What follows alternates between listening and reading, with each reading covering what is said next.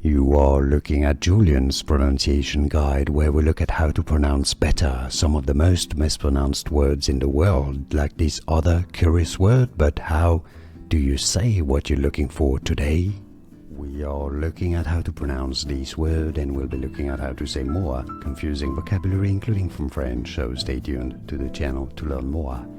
So the confusion comes from the fact that it's a French word originally, and in French it's said as réveille, réveille. And since there aren't many sounds that are similar to French and English, well, there are different ways of pronouncing it. In British English, it's generally said as reveille, reveille.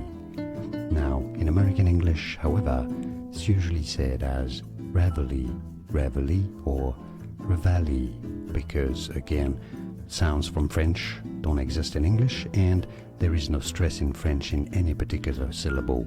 That's why you have different stresses on first or second syllable. Reveille or reveille. And now you know it all. Like this video if you found it useful. I do appreciate your support, it helps me a lot. More videos for you here to learn more. Thanks for watching. Here are more videos on how to pronounce more confusing words and names too many mispronounced. Like this video if you found it useful. I appreciate your support. I'll see you soon, and thanks for watching.